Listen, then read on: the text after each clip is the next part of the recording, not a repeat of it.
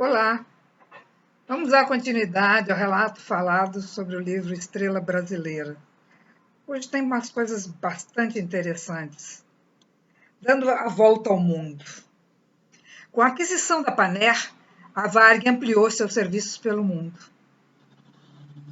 assumindo tantos os voos Douglas DC-8 como as linhas para a Europa, Lisboa, Madrid, Paris, Londres, Frankfurt, Milão e Roma, África e Oriente Médio, e aperfeiçoou seu serviço de bordo. A partir de 1965, tornou-se a única empresa brasileira de aviação comercial a operar nas linhas internacionais e expandiu seus serviços de maneira sistemática pelos 4 continentes.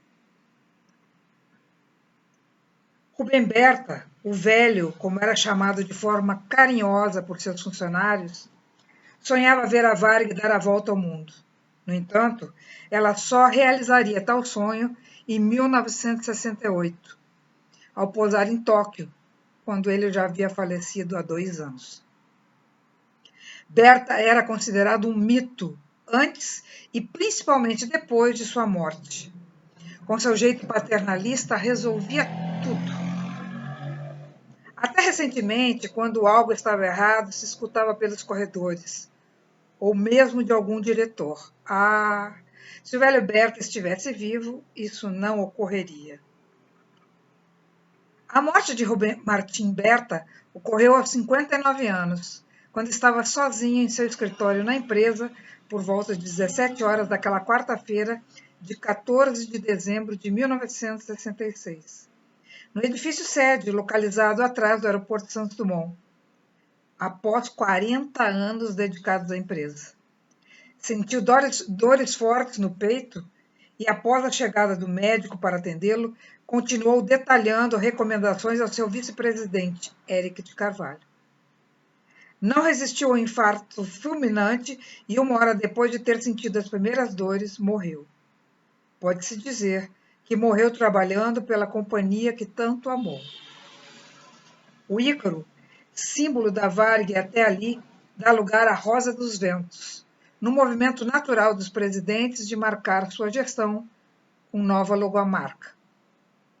O carioca Éric Castrup de Carvalho, ex-funcionário da Paner, que ocupava a vice-presidência da Varig e sabidamente seu sucessor, assumiu o cargo mais alto da empresa e continuou impulsionando seu crescimento com a compra das primeiras aeronaves widebody, DC-10 McDonnell Douglas, no início dos anos 70. Buscou concorrer de igual para igual com as companhias estrangeiras e consolidou a empresa como um empreendimento econômico-financeiro sólido e tecnologicamente atualizado. Dessa forma, tornou-se a maior empresa aérea do país e da América do Sul. Sua administração foi responsável pela introdução maciça de jatos nas linhas domésticas, instalação do maior parque de manutenção aeronáutico da América do Sul e compra dos primeiros aviões de grande porte da América Latina. Em fevereiro de 71, a Varig recebeu os primeiros 727. Este avião tinha sido desenvolvido com o intuito de concorrer em um mercado de aviação de trajetos curtos e que cabia perfeitamente nos planos de modernização da frota. A escolha por DC-10 deveu-se ao preço unitário inferior ao Boeing 747, apesar de saberem que esse tipo de avião comportava menor número de passageiros, 183. Dizia Éric que era preferível optar por um widebody menor, com custo operacional mais baixo, mas que a empresa pudesse pagar, pois se escolhesse o jumbo, teriam que contrair empréstimo. Nessa rodada de negociação, o presidente, muito pressionado, teve um derrame e mais tarde outros problemas de saúde. Viu-se então na obrigação de renunciar ao cargo em 1979. A compra dos aviões de grande porte imprimiu uma mudança radical no entretenimento a bordo e no treinamento, como relata Eduardo Couto. Quando fui convidado pelo Trindade, chefe do treinamento, Comecei trabalhando na área de audiovisual, que até então era muito deficiente. O máximo que tínhamos era a famosa transparência, limitando o conhecimento teórico. Passamos a usar vídeo, o que configurou uma virada no treinamento de bordo, principalmente na área de emergência. Já trabalhando com a Dalva Martins, dei-me conta que o entretenimento iria ocupar o lugar do glamour ocupado pelo serviço de bordo. O desenvolvimento tecnológico pelo qual a Varig passou, com a chegada de aviões mais modernos e equipamentos de entretenimento mais sofisticados, foi enorme. Aposentamos os velhos projetores de filmes Matsushita e colocamos à disposição dos passageiros os Watchmen Sony individuais, com diversas opções de filme. Viu como uma história interessante? Watchmen. A propósito, a função da funcionária Lúcia Guimarães era a mais cobiçada da Varig. Nada como receber salário e diárias em dólar para assistir e selecionar o menu dos filmes que deveriam ser dublados em diversos idiomas para exibição a bordo de nossos aviões. Às vezes, ela passava uma semana, até 10 dias nos Estados Unidos, vendo filmes. Ah, que vida boa, não é? A Cruzeiro, como ficou conhecida, foi adquirida pela Fundação Rubem Berta em 22 de maio de 1975, mantendo sua bandeira até 92, quando foi definitivamente incorporada pela Varig.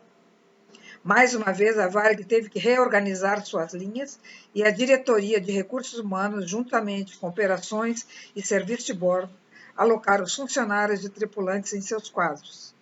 Além disso, fundou a empresa Rio Sul Linhas Aéreas, em 1976, época da criação do Sistema de Transporte Aéreo Regional.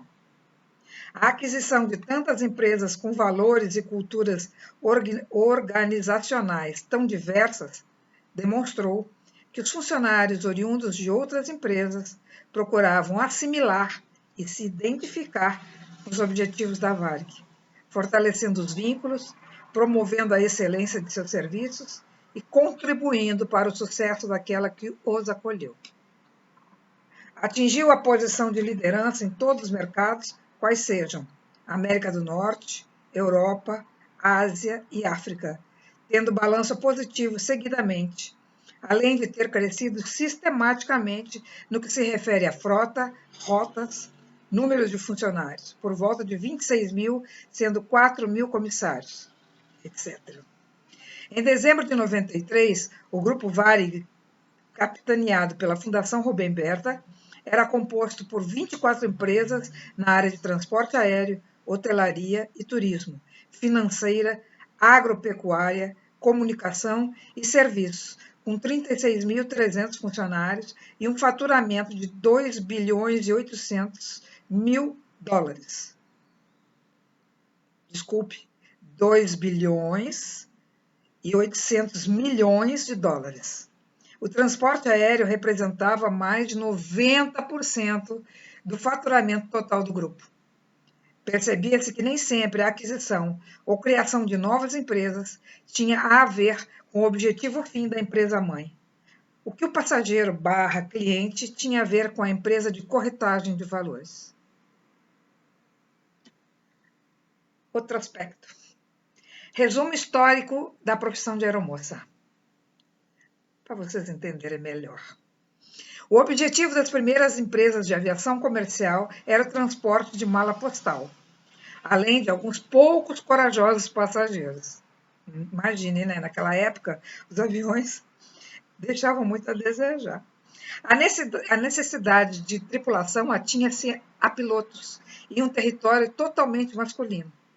Com a criação de aeronaves maiores, as empresas perceberam que precisariam adicionar mais homens à tripulação para que embarcassem as bagagens, acomodassem os passageiros e servissem em pequenos lanches. No final da década de 20, a Pan American Airways solicitou treinamento de primeiros socorros e de conhecimentos náuticos aos seus comissários, inicialmente chamados de couriers, mensageiros, por serem os responsáveis pela carga postal. A enfermeira norte-americana Ellen Church foi admitida na indústria aeronáutica em maio de 1930. Daí o motivo de se comemorar o Dia da Aeromoça e do Comissário de Bordo em 31 de maio.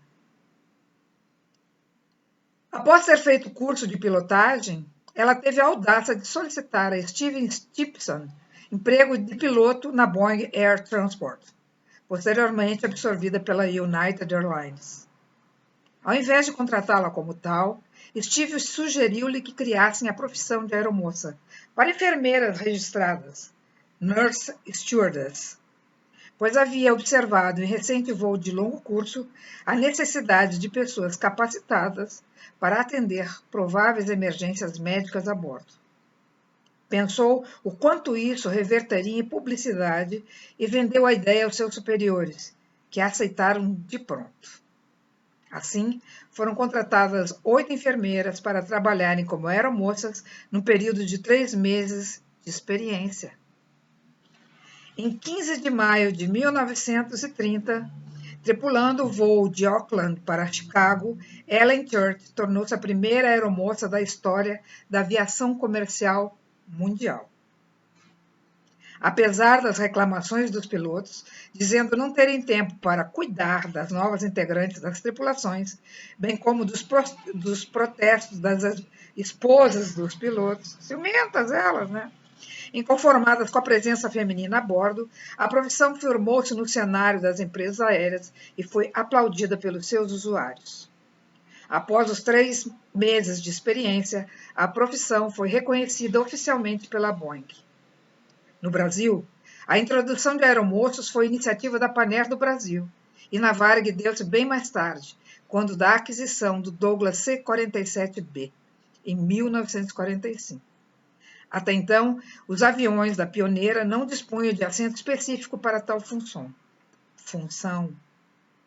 Face às suas características de voos curtos, o que justificava não desperdiçar lugar de passageiro, já que o café, água, sanduíches e até chimarrão eram servidos pelos pilotos ou radiooperadores no intervalo de suas atribuições técnicas. Os comissários daquela época foram recrutados dentro do quadro de funcionários da empresa e, ao se apresentarem para o voo bem antes da tripulação técnica, tinham como atribuição verificar o peso e balançamento da aeronave, distribuição das bagagens dentro dos porões de carga do avião, documentação necessária ao voo, além de tudo que estivesse relacionado ao conforto dos passageiros. Naquela época, os comissários distribuíam aos passageiros chumaços de algodão uma caixa de goma de mascar. Você deve estar se perguntando o motivo de tal oferta.